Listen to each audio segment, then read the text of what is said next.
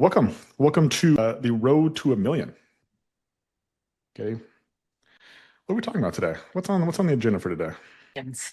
Distractions. Yes, we're gonna be talking about distractions, guys. These are the things that yeah, they're invisible. They're hiding right in front of you. They're the things that are stopping you from either getting to $1 million business or continuing to grow your $1 million business. Yeah, this was a fun one to think about it and to put together, because I mean I've done all these things, and so as much as some of you guys might feel that I'm talking to you or that I'm coming at you today, you might feel offended. Like I assure you, it's like these are just me yelling at me, and if you feel it, then cool. Then you also have an opportunity to become aware of it, and then so you can become aware of it, and then you have the choice whether you want to change it or not. And I think that's the goal. Is like I'm not going to tell you do these things or to stop doing these things. I'm going to make what is invisible, what is hidden. My goal is to bring it to light, and you get to make the choice whether you want to change your behavior or not. And I think that's actually just my coaching style in general now, because I did it the other way in the past, where I wanted things more than I wanted people to change more than they wanted to change. I just realized that that just created resistance. It just created a pushback, and I just have found far more success in just making people aware and just giving people the opportunity to not feel like they're a bad person for not being aware of these things or for doing these things, and then just like letting them know that they have the choice whether they want to continue to do what they're doing, or you have the option to make a change. And if your guys' goal is to grow your business, to move it from whatever revenue mark you're at to get to $83,000 a month, or if you're already doing $83,000 a month and you want to get it to $166,000 a month, then let's make these invisible, these hidden, these not so obvious distractions. Let's make them obvious, and then you can choose whether you want to continue to do them or whether we want to make a change. All right, guys. Katie, are we going to get into this right away, or should we push people to the podcast? We should definitely push people to the podcast. Yeah, this is something we talked about the last 3 times, like before we let everybody on here. I'm like, okay, guys, I'm going to let everybody know that if they want to listen to these to these Road to a Millions, they can get on the podcast. And I've forgotten the last couple times, so I want to let you guys know that if you guys do want to listen to this, like Dina's in her car right now, Tristan's in his car. If you guys are ever like in your car on a road trip, like you guys are gonna go somewhere for Christmas, as an example, you're gonna drive somewhere, you're gonna drive to grandma's house, or you can drive to the in-laws house. If you guys want to, you guys can listen to old Road to a Million calls on our podcast. So the podcast is actually called Road to $1 Million Home Cleaning Business. James dropped the link in the chat. So whether you guys have iPhones, you guys can do it on Apple. If you guys don't have iPhones, you guys can get on Spotify. I'm sure it's on other platforms. Those are just the two main platforms. But yeah, you guys can listen to old episodes of this podcast. We've been doing the Road to a Million now for how many weeks, Katie? Has it been? 93? No. Yeah, 92 weeks. So we've done it for so many weeks that Katie has forgotten how many weeks it has been. I have lost count. Yeah. So you guys come back and listen to all the episodes. Really, like the value of these calls, guys, is to help break your belief on what is possible. Like everyone here has a ceiling on what they think is possible for their life. You have a ceiling on what you think you can make. You have a ceiling on what you can produce. You have a ceiling on what you think you're worth. And I think the goal for this call is to help make that ceiling go up to where eventually what you think is your ceiling becomes your floor. And that's just where you start at, is what once you're like, wow, I couldn't even believe that I got there. Now that just becomes like your starting place. Yeah. One of the cool things that just happened right before this, so we have our Mesa Vision call. All eyes on that call. We started Mesa 5-star cleaning in March of 2024. So it's been about 20 months that we started that business. 0 clients. This week, Katie, what is that business starting the week out with on the books for revenue? 20,000. And like to me, that's crazy, right? So that's over $1 million run rate. And that was like a goal that we had for so long, was hit $20,000. And now it becomes our starting place. And we've last outside of Christmas or outside of Thanksgiving, we've done over $20,000 for the last like 5 weeks in a row. And so now what was once our ceiling is now just where we start at. It's pretty exciting. It's pretty exciting in a sense that like something that was like once thought unimaginable. We started something from zero. Katie did the very first clean. I sold the very first clean. We did $400 in week number one of Mesa 5 Star Cleaning. Now, 20 months later, 92 weeks later, that business is starting the week out with $20,000 in the books. And Elia is out there doing math problems and showing the team how they can get to $28,000 this week if they just fill all the spots. It was awesome. It was awesome. And so I think like that's really the goal of this call, guys, is for you guys to just like make your ceiling go up, just like raise the bar on what you guys think is possible. And next week, I'll talk about this a bit more next week, but next week is my anniversary. Katie, what anniversary is it? Entrepreneurial anniversary. Yeah. So 12 years ago, next week, will be 12 years since I started my very first business, which was a gym. It was December 14th, 2013. My ceiling, guys, for the first 3 years was $5,000 a month. Like that was the most I could make. That was what I thought was possible. I was like, there was no way I could make more money than $5,000 a month for 3 years. And I think one of the reasons that I really enjoy doing this call is because I just think about like if I had a resource like that when I was first getting started, I would have found out faster that I could make more than $5,000 a month. And I think that's really the reason why I like doing this call. It's why I enjoy this call. It's why I spend a lot of time doing this call. Outside of even the call itself, is I'm basically doing it for my younger self. I'm making it for Logan, 12 years ago, at 25 years old, who's just naive but hungry. Man, I wanted it so bad, and just had no skills and no direction, but I wanted it. So, like, I know there's a lot of people who are on this call right now who want it. I can tell because you guys show up, you guys are consistent, you guys are here, you guys want it. And I just want this to be a resource for you guys to be able to have direction and to raise your belief on what is possible. Right? To believe that you can make more than $5,000 a month, you can make more than 10,000, 20,000, whatever your ceiling is right now that you have, like it can go higher, right? Yeah. And that's the goal. That's the goal for this call. And one of the things that we're going to talk about how to increase that ceiling is let's stay focused. And one of the ways to stay focused is we just got to stop being distracted by things that are stopping us from growing. And so let's get into it today. Okay, we're going to talk about the 12 invisible distractions that are stopping people from growing and building our business. Also, yeah, you guys can engage in the chat. You guys can talk. You guys can be active on this call. You guys will get more out of it. Julia is always very active on this call. That's why it's not why Julia has a big business, but it's just one of those, it's not a causation, but it's a correlation. And so the more active you guys are on here, the more that you guys participate, you guys have cameras on, like the more you can be a part of the call, then the more you'll get out of the call. So that's another good little tip as well for you guys is cameras on, engage in the chat, smile, look at your neighbors, like laugh at jokes, even if they're not funny, guys, laugh. Okay. Makes me feel good. But really, the more you guys give feedback in the chat, Katie's in the chat. I look at the chat as well. Ironically, the less distracted you are. Yeah, The exactly. more The you'll less get out of the distracted you call. are outside, and the more focused you are right here. Exactly. So, okay, let's do it. So, we're going to be talking about the 12 invisible distractions. I actually have one bonus one that I came up with this morning, and I'll actually share the story behind that one. But let's get into number one.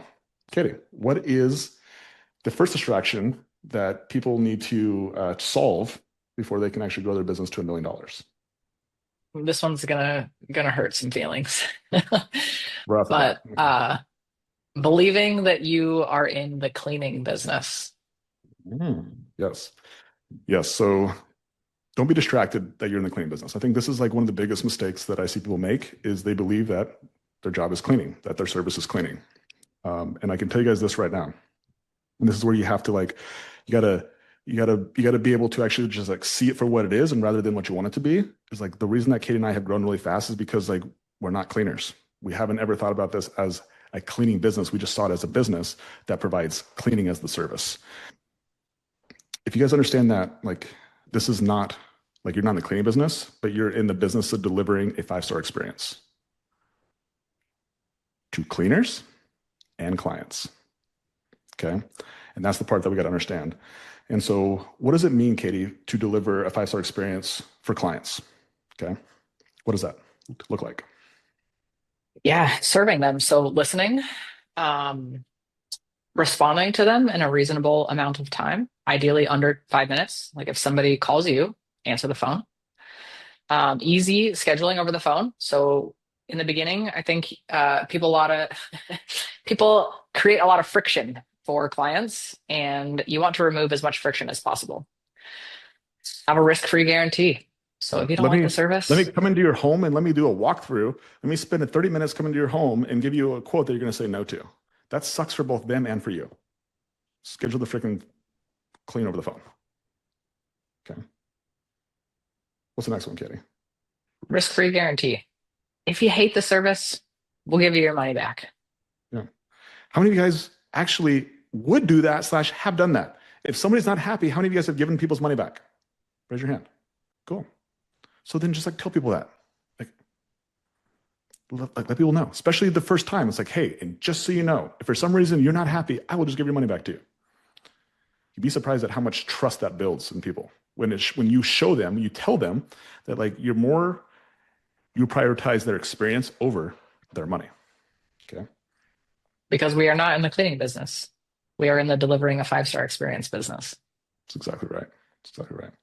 Okay. What else, Katie? How else can we deliver a 5-star experience to clients? We can be fast response. We can answer the freaking phone, right? We can answer the text messages. And it's really hard to do that if you're out cleaning all the time, which makes it really difficult.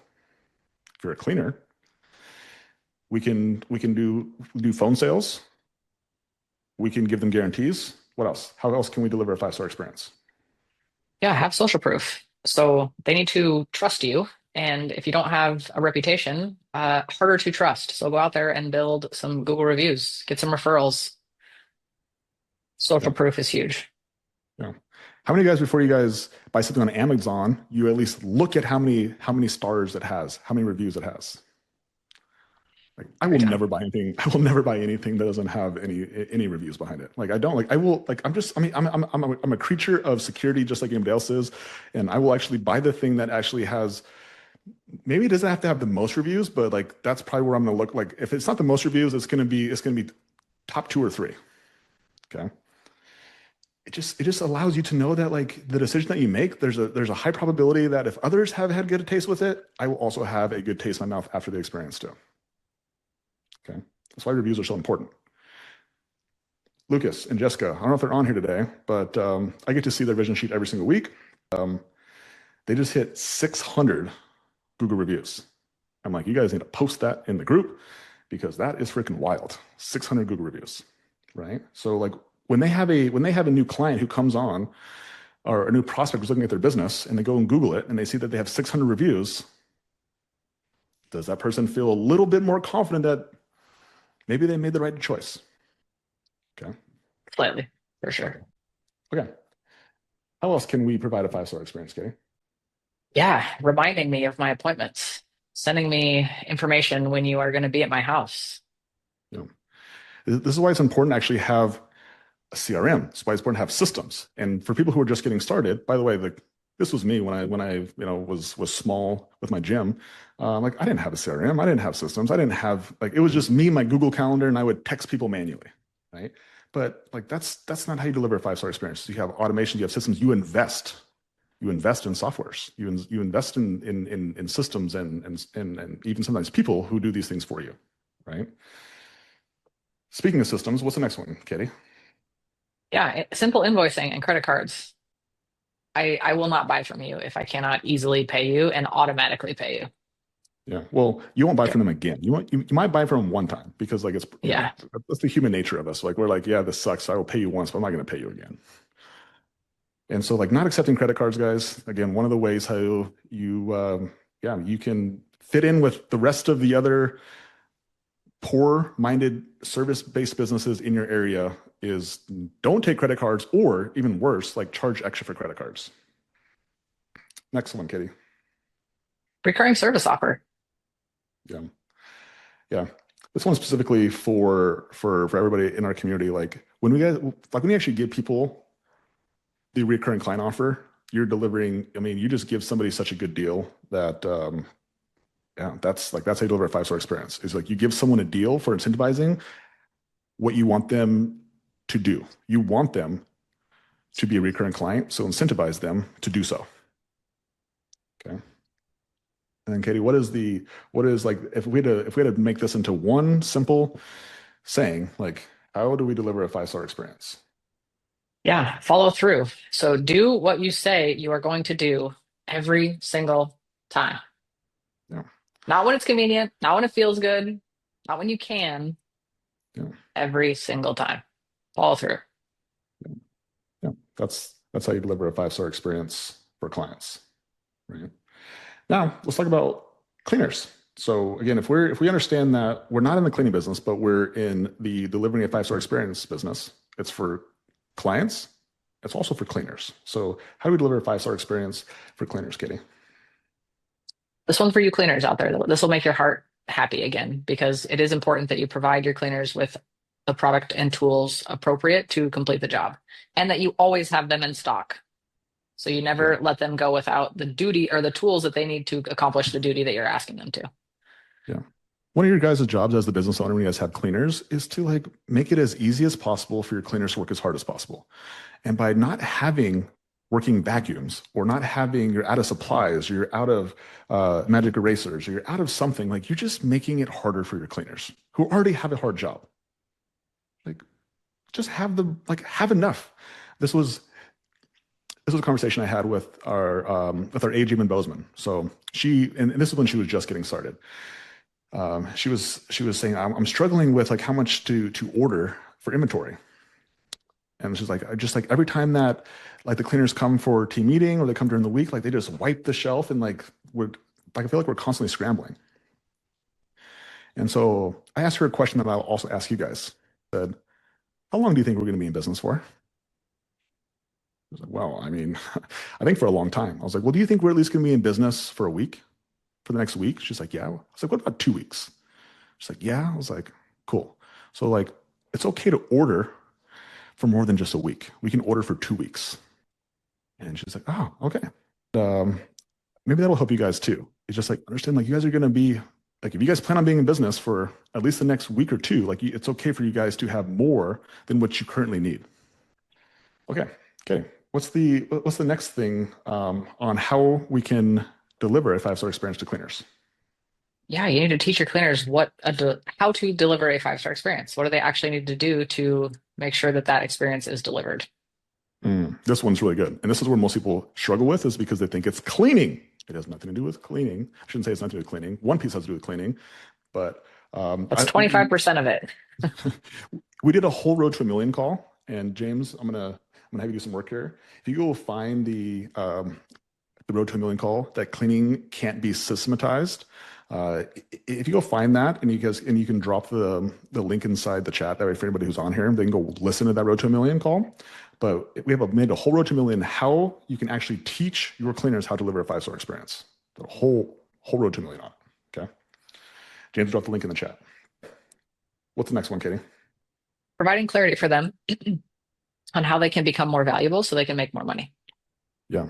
This one's important because if you guys don't provide clarity on how cleaners can make more money, then they will just come asking you for more money. And you're going to be like, I don't know. Should I say yes? Should I say no? You're going to be on the defensive. And so it's always better to be proactive with this, for you to do the work ahead of time and say, create a clear path is that you can check the box off that when somebody has earned the opportunity to make more money. Okay. And if you don't have that, well then be prepared to be reactive when somebody comes to you and says, hey, I need to make more money. Or I need to go somewhere else because you can't make me enough money. They're like, whoa, whoa, whoa, whoa. Like, I can make you more money. They're like, I haven't seen it. Okay. And so you giving clarity on how to help your team or what your team needs to do in order for them to earn more money. Very, very important. Okay. Next one. Yeah, confrontation when standards are not met. Yeah. This one is so, so important. Most people in here are avoiders. When you guys see a situation, you avoid it, you don't confront it. And that's okay. I was like that.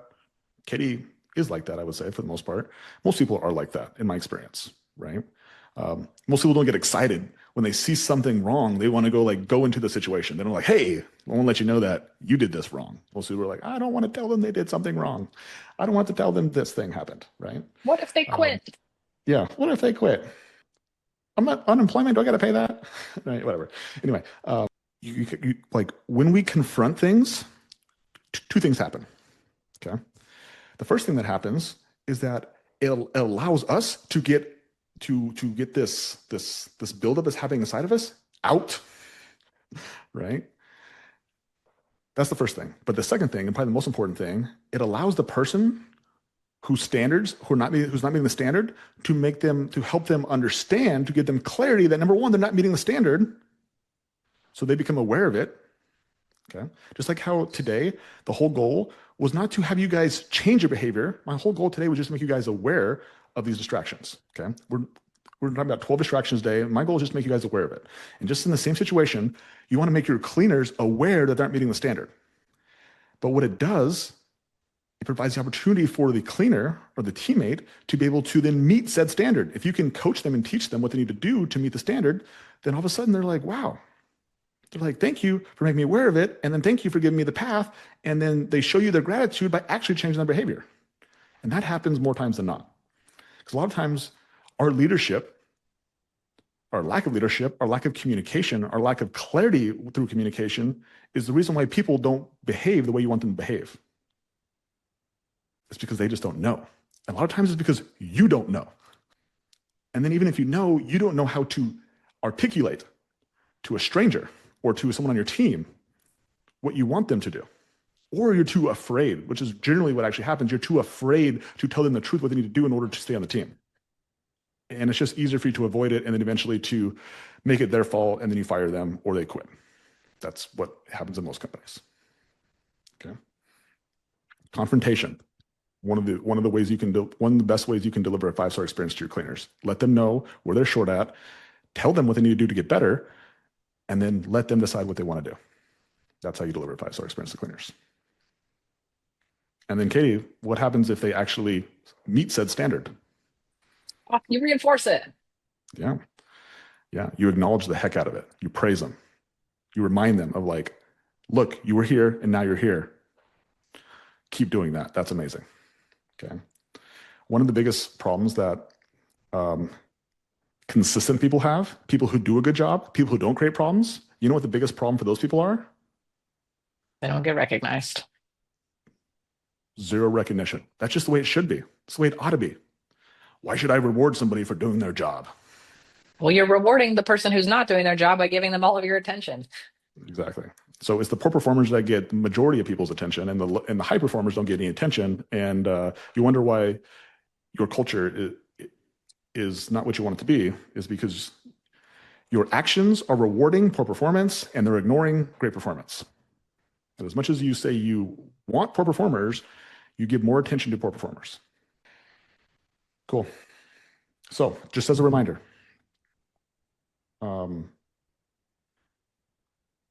you're not in the cleaning business. And the moment that you understand that is the moment that you have the opportunity to actually turn this into $1 million business. All right, Katie. Number 2. What is distraction number 2? Yeah, chasing shortcuts. Get rich quick. Yeah. Yeah. This is a huge distraction. If you try to chase a shortcut, if you try to chase the let's see how we can get the most from doing the least, or how can we get something for nothing, it will distract you from actually doing what is required. And Katie, what is required? Developing skills. Doing the work. Learning. And you know what is required, guys, to learn skills? Learning. Katie said it. And in order to learn, Katie, what must happen? You have to be consistent. You have to get in the reps Yep. again and Yeah. again and again. You have to make mistakes. Right? And so that's what people are trying to avoid. They're trying to avoid the mistakes. They're trying to avoid the hard way. But The mistakes are signals. They're signals that you're getting closer. And if we can take that failure, that setback, that not getting what we thought we wanted, and we can learn from it, then we have the opportunity to actually master a skill or get better. But when we look for these magic bullets that are going to help us through this, it ends up hurting us more. yeah, it just again it distracts you from actually doing what's required, which is sitting in the seat. I call it sitting in the seat. Okay. Like you sit in the seat and you get on the phone and you just call people and you get told no, no, no, no, until eventually you get a yes.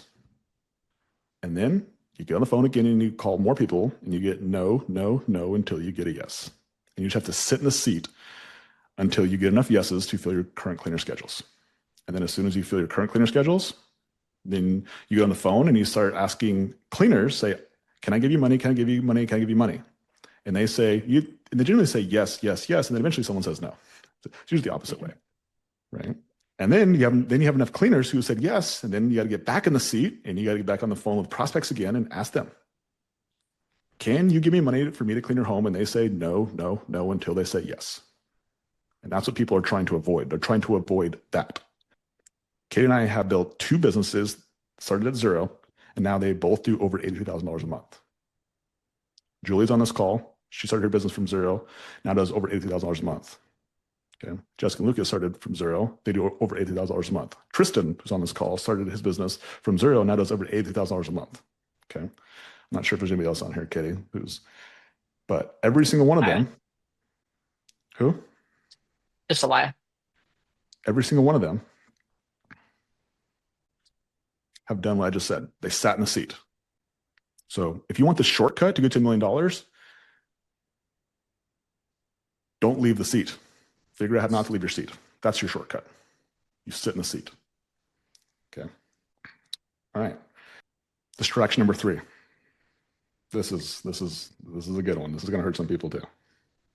Yeah, starting another business or another sector of the cleaning business because you're going to try to lump it under the same cleaning business. Yeah. So I see this. Yeah. This is a huge distraction. We have one business that we can't get to work. And so we think that how to solve this problem is we're going to start another business. Or we're going to start, like a subsection of the business. We're going to offer a different service, which is really a whole nother business. Whether you actually start another LLC or not is important, but like to learn how to sell one thing, how to market and sell and fulfill one thing is very hard. To then add a whole nother business or service to try to learn how to market and sell and fulfill, it doesn't solve the problem.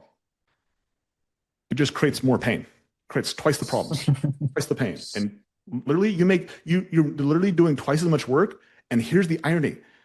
You make even less money than you did with just one business. Because you have half the focus. Because you have half the focus. Exactly. You'll never see me tell people to start more than one business. And that's because most people don't even have one business that is actually a business that can operate without them. And so here's a good measure, guys, if you should start a second business, is does your current business, if you didn't live in the state, if you didn't run the business, would the business still grow without you? That's like a really good measure. Don't live there, don't operate it, and it grows. There's not a single person on here who could say yes to that. I should say that. There's one person on here. And that's Katie. Like, she's the only one in here who has done that. And that's the only reason that when she started her second business here in Mesa, it also has grown. And it's the reason that now we have a third business. Some of you guys don't know this, but we actually have a third business now. We bought a business a couple weeks ago in California. So we have 3 businesses. And the only reason that those businesses grow is because Katie and I are not the ones who are operating those businesses. And so for you to start a second business is a distraction. For us to start a second, third, and fourth business is not. because we have a system of how we run businesses, and it's not by us running the business. It's by us finding amazing, talented, committed DMFs. Yes, I'm not going to say what that word is on here, but if someone wants to know what it is in the chat, you guys can ask. We have DMF operators. Okay. That's how you can start a second business. Until then, like, have the humility to understand that if the business isn't growing, it's not because of your market. It's not because that's what the business can, that's not what the business can handle. It's because your skills are not where they need to be in order for the business to get to the next level. That's really what you're saying when you're starting a second business is you're like, it can't be me. It's got to be the business itself. Like there's not enough clients or there's not enough employees or this is all that the business can handle. Like, and I assure you, that is not the case. Well, it'll show when the second business only grows to the skill capacity of the owner. Yeah. And that's So what now ends up you'll have happening. two businesses that are stuck instead of just one. That's distraction number 3, starting another business or another service to your business. Like, guys, every home cleaning business in here can realistically do over $100,000 a month. Like conservatively, every single market that every single person who's in here, your market can handle $100,000 business a month. I assure you. And so like the more that you believe that, stop getting distracted with like, it can't do that, or my market can't do that, or I can't handle that. Like, and you just realize like you're the deficit, then you can fix it. Okay. You're the problem, not your market, not your business. Number 4. What's distraction number 4, Katie? Yeah, this one hits me because I did this for a long, long time. It's seeking approval from friends, family members, peers, people who are average, who have average results. They will not approve of your growth. So stop seeking their approval. This one's tough, guys. This one's tough. Yeah, this is a huge distraction. Is listening to all those people that Katie just said, and wanting them to tell you you're doing a good job. Good job. Like you're not going to get it. They will tell you to stop working so hard. You will not get approval from anybody outside of this group. That's probably one of the values of being inside of a community, of being inside a group like this, is like you will get approval for inside this group for doing hard work, but you're not going to get approval from the outside world. It's just, and here's the reason why. Is because, again, average people are average because of their behaviors. And when you're a trier and someone is stopped trying, it reminds them that they stopped trying. And if you keep trying, then it makes them feel bad, and then they don't want that to happen. They don't want to feel bad. And so if they just stop you from trying, then it just solidifies that they were right too. They were right to give up on trying as well. How many of you guys ever seen the movie Zootopia? Have any of you guys seen that? Like Zootopia 2 is in theaters right now. And both my kids went and saw it. And I've never seen the first one. And so I asked the kids if we could watch the first one this weekend at home, of course. And so I watched it, and it was if you guys have seen the movie, but it's about a little bunny rabbit that's a trier. She's a trier, and her parents are this people right here. They're she wanted her parents' approval, and they were like, no, that like they were going to give it to her, right? And then all of a sudden the strangers in this little bunny's life also weren't going to give her approval as well. And like that's what this is, guys. Like the bunny rabbit is an example of entrepreneurship. Is no one is going to give you approval, no matter how hard you work, no matter even how much, like even when you make it to A3K, you're not going to get approval. You're not. Like you have to constantly, like it's not about other people. It's got to be about you. It's got to be about you have to be confident enough to understand why you're doing this. And it's not to approval of other people, but it's to know that like when your business grows, it's a reflection of your personal growth. And so to personally grow, you must let go of people who are also not growing. They will actually hold you back. Whether it's them talking, them being naysayers, or them just not supporting you, not helping you, you need to let go of those people so you can make room for people who will support you. Okay. Which ties right into number 5. What's number 5, Katie? The person who you sleep next to must believe in you. Yeah. This one's going to be tough. This one's tough for some people. If the person who sleeps next to you every single night doesn't believe in you, your goals, your mission, like it will be the biggest distraction. It will be one of the biggest distractions you'll have. This is probably one of the most influential people in your life. And yeah, for either better or for worse. Right. And so, Katie, what does a bad partner look like? What does it look like? They doubt you. They doubt your goals. Yeah. They question if you're even capable of it. Yeah. This game, this game of business, guys, it's already difficult. How many of you guys question yourselves constantly? Like, am I doing the right thing? Should I even be in this thing? Like, I'm not made out for this. I don't even know. Like, a bad spouse just increases those doubts. Where a good spouse, on the other hand, like reminds you that you can do this. They're effectively a cheerleader for you. They find wins for you to look at rather than be like, well, remember that time you did this? Remember that steak? Remember you did this? Remember you did this? That didn't work out. Like that's what a bad spouse looks like. Someone who creates more doubt. Someone who makes the noise that you guys already have in your head and makes it louder. It's also somebody who forces you to prioritize them over your goals. Yeah.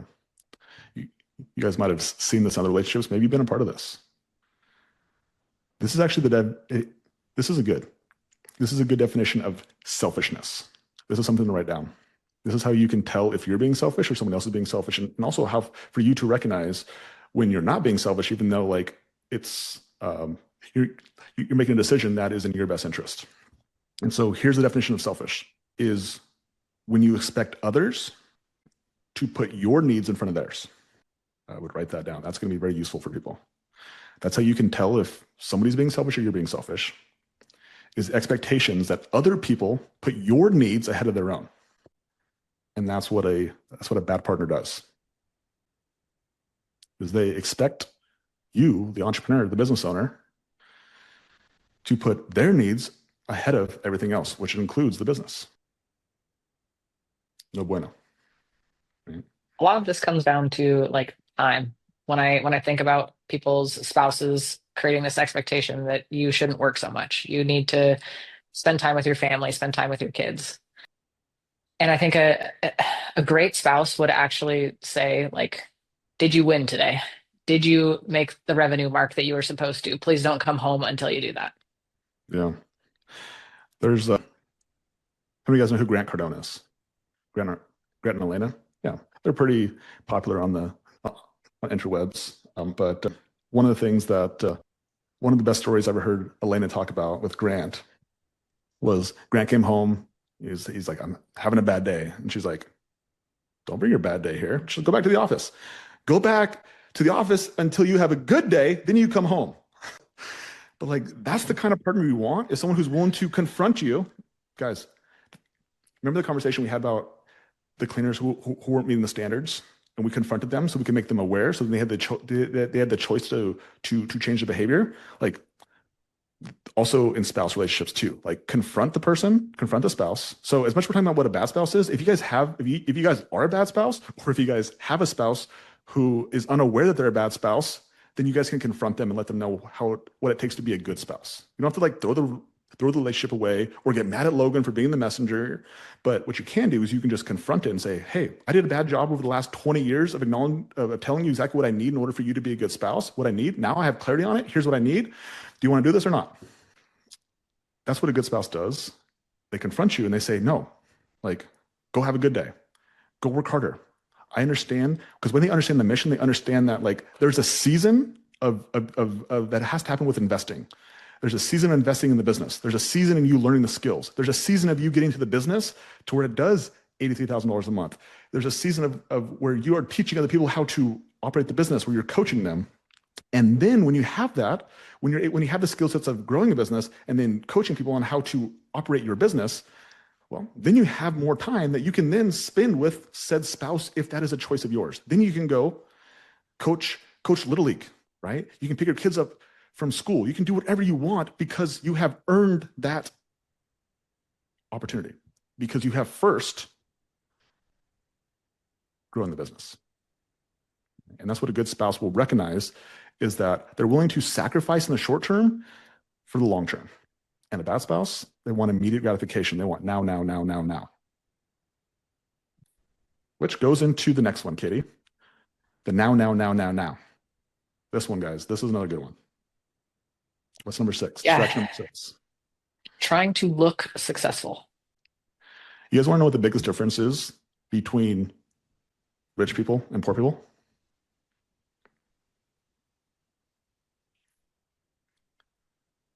It's how they measure success. Poor people measure success on what they can buy, and rich people measure success on what they can produce. And the reason why that's a problem is because poor people, they think buying things is cool. It makes them look cool. It makes them look successful. You know, I made it. I made it when I got the car. I made it when I got the house. Like, those are things that we have been marketed to. We've been taught that that's how you make it. Because I, like most of you guys, I'm guessing, grew up poor. Not poor like poverty, but like poor mindset. Average middle class thinking. Poor.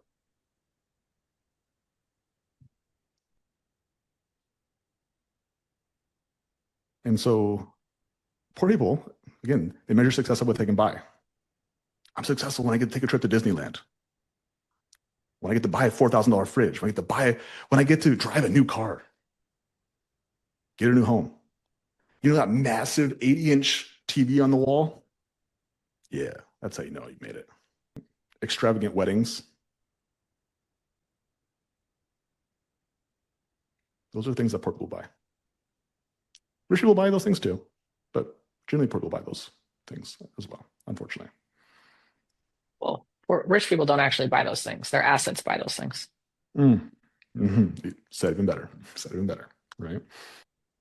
Poor people use earned income to buy those things. Rich people use assets to buy those things. There you go, Kitty. That's exactly how it's said. Right?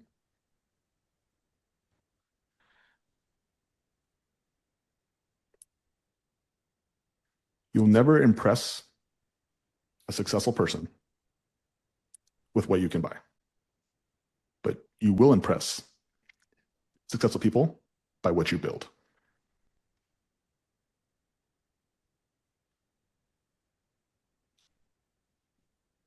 It's interesting because it's consumption versus service. Poor people consume, rich people produce. Hold that one, because that one's our very, very last one. That's our bonus one. So if you guys are like, can I never consume ever? Pin that one. We're gonna do that one very, very last. So let's go to number 7, Katie. What is the 7th distraction that's stopping us from building a $1 million business? Yeah, trying to help other people too soon. Gregorio just canceled the Rolex. Good. I'll tell you guys a real story. Here. So last year we were still doing group decade, or excuse me, we were doing decade of days. We were doing one-on-one decade of days, and I had a cleaning business owner. They flew out, and yeah, they're probably one of the more successful cleaning business owners now in the community. Yeah, we were talking about liabilities. We're talking about things, and then they had told me that they were going to buy a boat, and I was like, oh. And mind you, this was the first time I'd ever met them in person. I obviously knew them from Zoom. It was the first time we were meeting each other in person, and we're sitting, in this boardroom. And I was like, I have to say something. I cannot confront this, right? And so I just told him my thought processes on buying money with earned income versus buying money with assets, and then the idea of just buying liabilities in general. And I was like, by the way, like, this is your decision. I just want to tell you guys my thought process on it. About this boat that they were going to buy, and they didn't buy the boat, and their business doubled from when they were in that boardroom till today. And man, you guys will it's just like, some of these decisions, they seem like small decisions, but it's the attention that goes away from this liability of a boat that also doesn't just stop from the purchase. It goes with the ongoing maintenance and all the other stuff that goes with the boat. But then it just like, instead of having that, then we just get directed back into our business. And then we can just like have the attention for when cleaners call out, when cleaners quit without notice, and you have a full freaking week of cleans on their books, right? Like we have the attention to do that. But when we also have this boat back here and we also have this Rolex or these other distractions, it just like makes it so like it makes we only have so much attention. Okay, so we're trying to clear attention so we can just have the bandwidth to be able to handle the problems that happen in the cleaning business. So let's move on to the next one, Kitty. What's number 7 here? Yes, trying to help other people too soon. This one's challenging. This one's really challenging because who in here wants to help people? When you guys started your business because you want to serve, you want to help. Like this, that's why this one is very hard and very challenging. But the reason that most people want to help others is because they want to avoid working on themselves. But that's the beautiful part about this business is that the only way the business is going to grow is you actually must work on yourself. And so everyone in here, and we also, and me for 100%, like we started this to help other people, but the person who needed to be helped the most was us. And so there is a sequence to this game. And I think the sequence is what is important. Okay. Because if you guys really want to impact people in a meaningful way, you must build yourself first. You must acquire skills first. And then you must learn how to teach. Okay. Just like you can't pour from an empty cup, you can't coach from an empty wallet. That's your scoreboard. Okay. That's how you know you're ready to help somebody.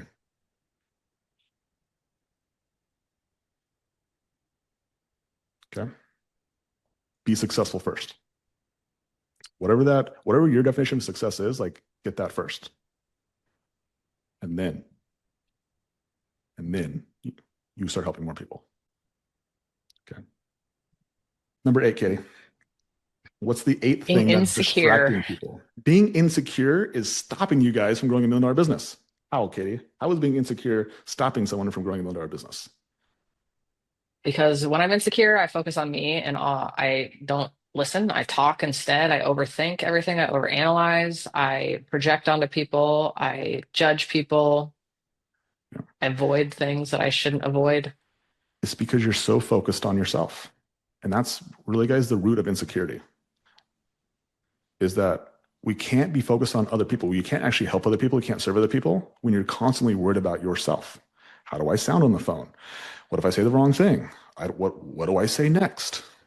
What if they tell me no? What if they tell me no?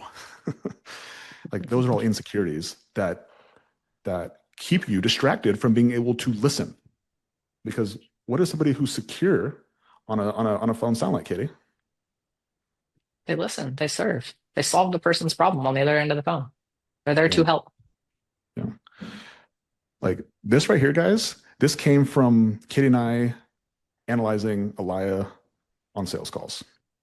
This is exactly where this came from. And we came to realize that Alaya, without any sales training, without even following the script for a very long time, girl could sell. I'm like, how? Just like more curious than anything, just like curious. And it was because Alaya is so secure in herself and so confident in herself that when she's on a phone call with a prospect, or she's even on a phone call with a cleaner, like she is so consumed with that person. She is present, she's listening, she's asking questions. She's like, it sounds like she's been waiting the entire day for this 20-minute conversation. And that's what security looks like. It's just like being present and not worrying about you. Right? And so one of the best ways to train yourself to be secure, okay, is to focus on serving versus selling. It's to choose relationships over money. It's put your reputation above all else. Always do the right thing. And then be okay with what other people decide. If you can do those 4 things, your level of security will increase.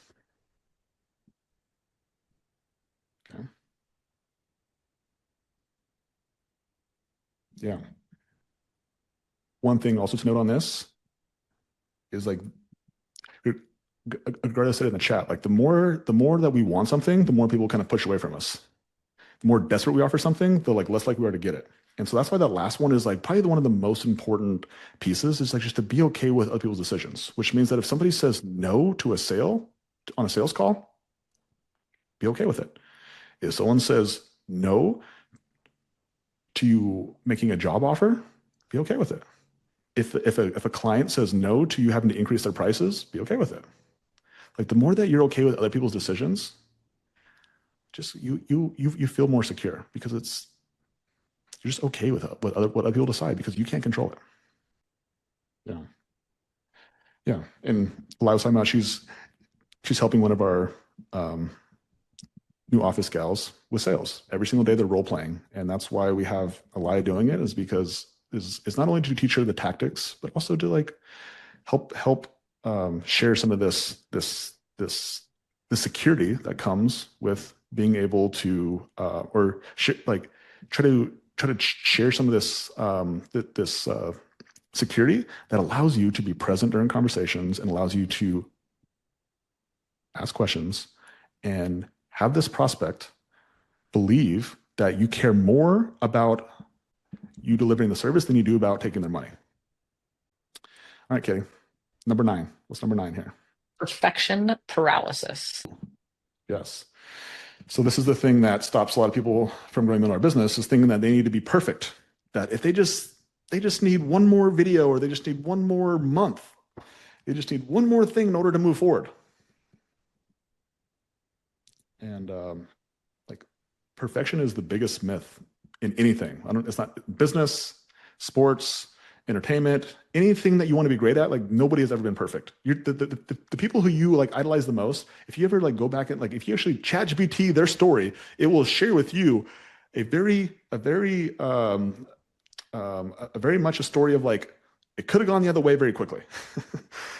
And there was some luck involved, there was some persistence involved, but they made it, and unbeknownst to them, they were successful. Right? And that's how life is.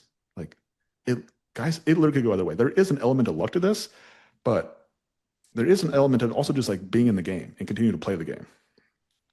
Right. And so understanding that like nothing is perfect, you must have the humility to learn, and the only way you learn is through mistakes. Okay. So go And make some so, mistakes. yeah. How many of you guys want $1 million businesses? Raise your hand if you want $1 million businesses. Okay. The price you pay is to make 1 million mistakes. Believe that, and you will stop avoiding trying to make mistakes. Avoiding mistakes is distracting you. Go make more mistakes. Number 10, Katie. What's number 10? Comparing yourself to others. Yeah. If you feel bad because someone else is more successful than you, like you're going to feel like shit. There is always somebody better than you. There's someone who's prettier than you. There's someone who makes more money than you. There's somebody who's funnier than you. There's someone who's better than you, always. And if that hurts you, like, it's tough. It's a tough life. It's tough. We can choose to let that hurt us, or like you can also choose to let it inspire you. Because guys, like there's different levels to this game. And I think that's the most important thing to understand is like Keziah is our general manager for our Arizona location here in Mesa.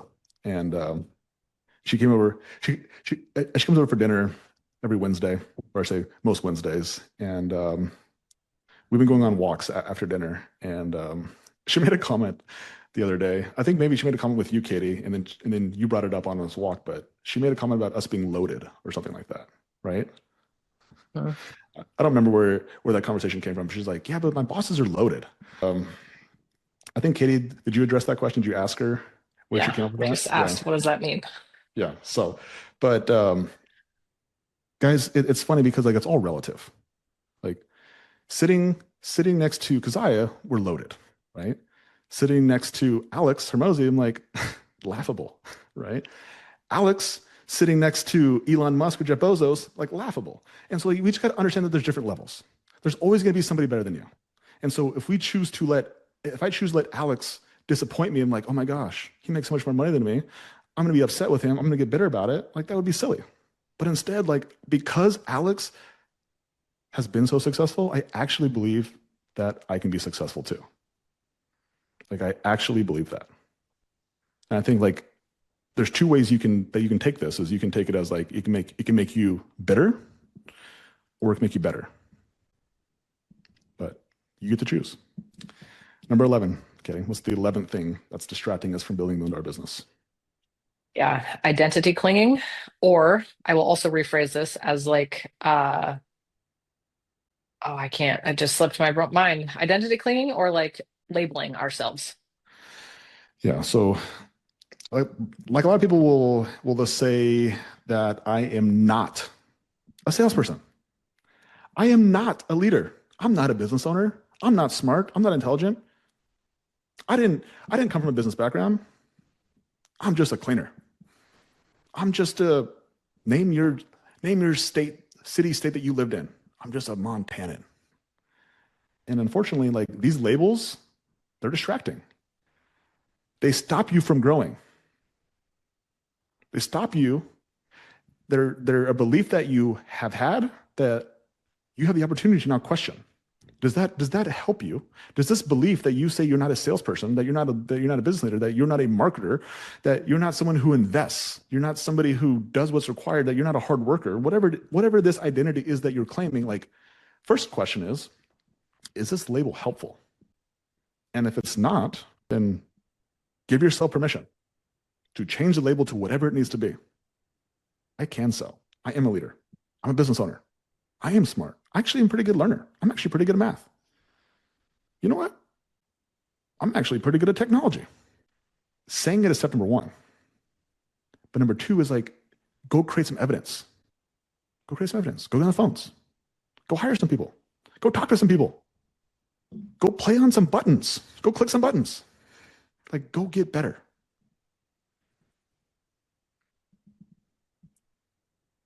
Okay. Labeling yourself as I am not the thing that you want to be, like, is not helpful. It's distracting. Okay. Yes. Awesome. All right, Katie, number 12. Guys, we got this is number 12, and then we got one bonus one. Okay. What's number 12, Katie? The This is good. fantasy of balance. This one's good. This one's going to be helpful for you guys, hopefully, to make you guys aware of this. To think that you're going to live a balanced life when you are in the season of growing $1 million business is a huge distraction. It's a huge distraction. No one ever created something extraordinary like $1 million business by doing ordinary amounts of effort. It's not going to happen. There is a season. There's a season of prioritizing the business, the goal, the mission of $1 million business over everything. There is a season. You must go through that season. You cannot skip that season. It does not happen. And the more the balance that you try to have, like it just takes longer to get there. Or you might not ever get there. Because somewhere along the line, like the business has to be the priority. And by making the business the priority, what does it give you? The opportunity to what? Make other things the priority in the future. Yeah. Once the business actually gets it, yes, great point. Once the business actually gets 83K, like then you have options. Like Julie just got off, but like we were just talking about it. Like she's like, here's my calendar. She's like, what do I do? I was like, welcome to the next problem that you have. Like now you have too much time. You went from not having any time, now you have too much time. You know what to do with it. Right? I was like, remember some of those things that you said you wanted to do, those fun things? Those things like picking kids up to school and coaching, those other things, like put those on the schedule now. Like now you get to put those things back in. Like great freaking example. Right? It's back to sequence. Like you live unbalanced for a season, which gives you an option that you can live balanced into the future. Just understand that like a season of growing, like there's no balance in growth. Okay. Well, I'm going to argue even once you get to the place after where Julia has time freedom, it's still unbalanced Yeah. because now there's not as much attention on the business, but now there's more attention wherever else you want to put it. Yeah. There is no such thing as balance. Yeah. Yeah. It is a So fun. fantasy. So good. All right, guys, we have one more here. We have one more, and we're holding you guys a little bit longer here today.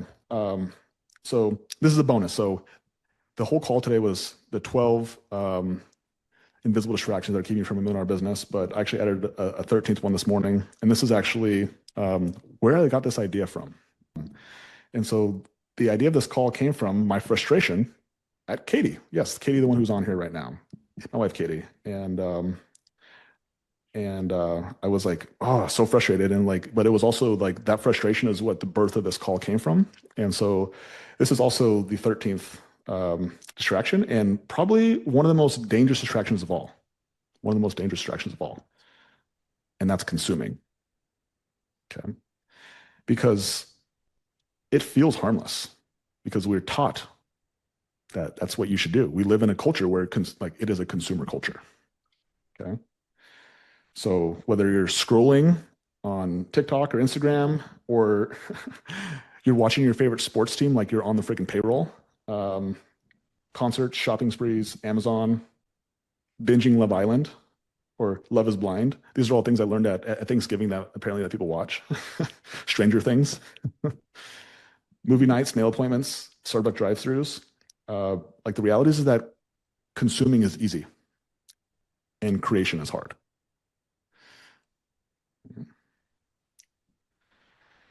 Now, we talked about this earlier about if we all understand that consuming, yes, it's a distraction, but like, can you never consume? Can you never do those things? And so this is why I wanted to come back to this, because I think this is important. And even though my frustration at Katie was like, it was like Katie was really at me not understanding sequence. Okay. And so the goal, guys, is not to never consume. That's not the goal. The goal is to produce far more than you consume. However, when you're small, you don't produce much, which means your consumption needs to be close to zero. And so a lot of times my brain remembers that when Katie and I, we didn't produce very much. And so I sometimes get triggered and I go back to that moment of like, we also can't consume very much because we don't produce very much, right? But that was like back in the day. But the reality is that like, once you built $1 million business, once you have built multi-million dollar businesses, then all of a sudden, like that becomes your hall pass to consume without guilt. Because consuming actually can be very rewarding when it's done in the right sequence. As long as we just remember the root goal, it's to produce far more than we consume. And so when you actually start to produce a lot, you realize that it's really hard to actually consume more than you produce. But until that point, guys, if you produce little, then consume even less. And if you want to consume more, then give yourself the opportunity to earn that right by producing more. Grow more revenue, grow more profits, help more people, and then you give yourself the option to consume more. So appreciate you guys. Hopefully you guys got some value from these. These will be uploaded in the free home cleaning courses group. James will get these uploaded. Also, like all of our notes will be uploaded in there as well. So you guys can go through there and you guys can look at some of this. If you guys are like, man, I really like what you said about the fantasy of balance or identity clinging, like all these notes will be inside the free home cleaning courses group. Also, if you guys are inside the mentorship, they'll be uploaded into the Road to a Million replays as well. And yeah, if you're currently not in the mentorship, yeah, you guys can apply to join the mentorship. James will drop the link down below. But outside of that, guys, super appreciate you guys for showing up today. Hopefully you guys got some value from this, and hopefully you guys become aware. You guys became aware of maybe some areas where you guys are distracted. And yeah, you guys have the opportunity to make the behavior change if you want. If you really want to grow a $1 million business, then what is required is for you to prioritize a $1 million business, which means that you have to change your priorities, you have to change your behaviors. And that's one of the things that I can tell you from experience. We've grown 2 businesses from 0 to 1 million. I've coached 6 other people inside our mentorship just this year to have their businesses do over $80,000 a month. And every single one of them, like, went through this same process with every single one of them. It's just like telling them to say no to these things, stop getting distracted, make sure home life is good, make sure we're focused. And you do that consistently, along with marketing, selling, hiring, retaining, like all those things as well. Then you'll be like Julia and you'll be like, Logan, what do I do with my time now? Yeah, yeah. So it's possible, guys, but it's challenging. It's difficult. And again, like if you also extend your timeline to like you don't need to get these things done today; they just need to get done in the next 40 years. Okay? As long as you're alive, um, just check the boxes, knock one out, go to the next one, go to the next one, go to the next one. So appreciate you guys. Happy freaking Monday. Thank you guys for showing up today. We'll be back here next week again. And yeah, hope you guys have a wonderful week and we'll chat with you guys soon.